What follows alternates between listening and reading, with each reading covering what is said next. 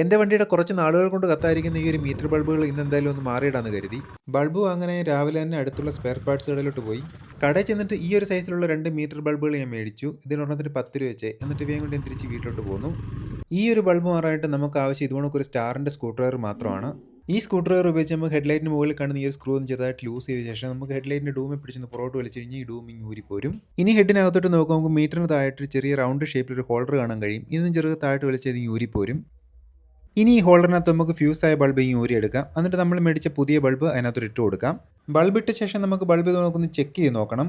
Bulb okay ആയതുകൊണ്ട് നമുക്ക് വീണ്ടും മീറ്ററിന് താഴോട്ട് ഈ ഹോൾഡർ പഴയ ഉണക്ക് തിരിച്ച് വെച്ച് കൊടുക്കാം.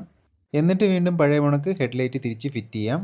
ഹെഡ്ലൈറ്റ് ഫിറ്റ് ചെയ്യുമ്പോൾ ഹെഡ്ലൈറ്റ് ഇതുകൊണ്ട് ടോപ്പ് എന്നൊരു മാർക്കിംഗ് ആണ്. ഇത് കറക്റ്റ് മുകളിൽ വരാൻ നമ്മൾ ശ്രദ്ധിക്കണം. ഇനി നമുക്ക് മീറ്റർ ഗേജിൽ വരുന്ന ബൾബൂടെ മാറാം. ഇതിനായിട്ട് നമുക്ക് വണ്ടിയുടെ ഹാൻഡിൽ ഒന്ന് ഇടത്തോട്ട് തിരിച്ച് വെക്കാം. ഇനി ഈ മീറ്ററിൻ്റെ താഴെയായിട്ട് നമുക്ക് 3 ഹോൾഡർ ഇതുകൊണ്ട് കാണാൻ കഴിയും. ഒന്ന് ഫ്യൂവലിൻ്റെയും, ഒന്ന് ABSൻ്റെയും, ഒന്ന് നമ്മുടെ മീറ്ററിൻ്റെയാണ്. ഇതിനകത്ത് എൻ്റെ മീറ്ററിൻ്റെ ബൾബാണ് പോയേക്കുന്നത്. അതുകൊണ്ട് തന്നെ നമുക്ക് മീറ്ററിൻ്റെ ഹോൾഡർ ചെറുക്കെ താഴോട്ട് വലിച്ച് ഊരിയെടുക്കാം.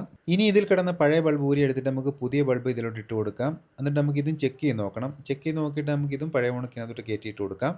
അപ്പോൾ നിങ്ങളുടെ കൂട്ടത്തിലും ബുള്ളറ്റൊക്കെ ഉള്ള കൂട്ടുകാരുണ്ടെങ്കിൽ അവർക്കൂടി ഈ വീഡിയോ ഒന്ന് ഷെയർ ചെയ്ത് കൊടുക്കുക.